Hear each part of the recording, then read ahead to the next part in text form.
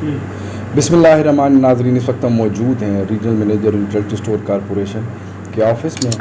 आज हम उनसे जानेंगे कि हालिया सैलाब में उनकी जो यूटिलिटी स्टोर कॉरपोरेशन उनकी क्या खिदमात रही हैं और उनके फ्लडेड एरिया में जो यूटिलिटी स्टोर थे उनको कितना नुकसान पहुंचा है, क्या उनमें कोई सामान था, उसकी क्या तखमीना है।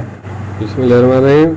हमारे जो फ्लड के एरियाज़ में हैं हमारे स्टोर अल्हम्दुलिल्लाह महफूज रहे और 100% फंक्शनल हैं और लोगों को सामान उनके दहलीज पे मिल रहा है। सफिशेंट क्वांटिटी में चीनी, घी, आयल, चावल, दालें, आटा मौजूद है।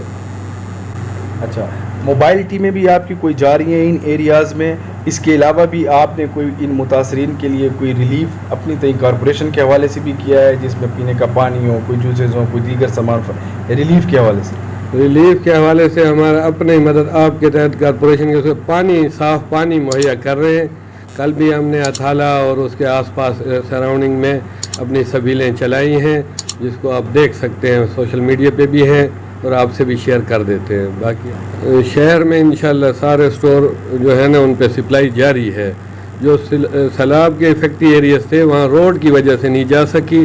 जैसे ही अब रोड मुकम्मल हुआ है, आमदोरफ्त जारी है, तो सप्लाई जा रही है और अल्हम्दुलिल्लाह शहर के स्टोर सारों पे सप्लाई अवेलेबल है। डेली बेसिस पे जा रहा है, घी, चीनी, आटा अवेलेबल है आवाम के लिए। चलिए तारिया साहब, ये बताइएगा कि कोई शहरी, कोई ऑर्गेनाइजेशन या कुछ वॉलंटियर्स अगर कोई पैकेज बनवाना चाहते हैं तो उसके लिए यूटिलिटी स्टोर कॉरपोरेशन के क्या कवायद ज़वाबित और वो होंगे कि क्या उनको सब्सिडी मिलेगी, जिस तरह यूटिलिटी स्टोर पे कि वो भी उसी एरियाज़ में गरीबों के लिए काम कर रहे हैं और मुफ्त फराह पे उनके लोग मुखैर हजरात हैं, उनके चंदे से वो चीज़ें ख़रीद रहे हैं, तो उनकी कोशिश होती है कि सस्ती से सस्ती चीज़ ख़रीदें ताकि ज़्यादा लोगों तक पहुँचे। तो इसमें कोई उनके लिए भी रिलीफ है? उनको हम अपना, क्योंकि सिस्टम और उसमें सिर्फ सब्सिडाइज जो रजिस्टर्ड कंज्यूमर हैं वो ले सकते हैं, अदरवाइज़ पब्लिक रेट्स पे हैं जिन पे सब्सिडी रेट पे हम नहीं दे सकते। वो भी मार्केट से सस्ते हैं और कुछ लोग ख़रीद भी रहे हैं हमारे से स्टोरों से। तो ओवरऑल जो है आपके जितने भी स्टोर से यूटिलिटी स्टोर फ्लडेड एरिया में उनको नुकसान नहीं पहुंचा है, वो बच गए हैं और सामान भी उनमें महफूज रहा है और वो फंक्शनल हैं और काम कर रहे हैं। जी, फ्लड एरिया में हमारे स्टोर अल्हम्दुलिल्लाह महफूज रहे हैं और अब 100% फंक्शनल है।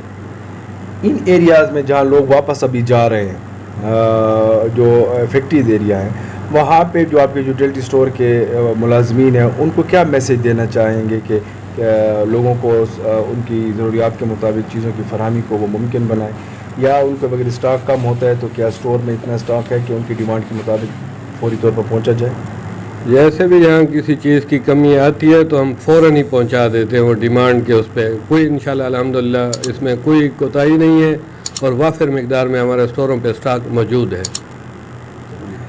बहुत शुक्रिया, तारियार साहब हमारे साथ मौजूद थे, उन्होंने मुकम्मल तफसीलात बताई। बहुत सी अफवाहें हैं, बहुत सी फेक न्यूज़ हैं जो गर्दिश कर रही हैं, तो इसमें कोई सदाकत नहीं है। यूटिलिटी स्टोर जितने भी फ्लडेड एरिया में थे वो कायम व दायम है और फंक्शनल है, वहाँ पे लोगों को रिलीफ भी मिल रहा है और सब्सिडाइज चीज़ें भी मिल रही हैं।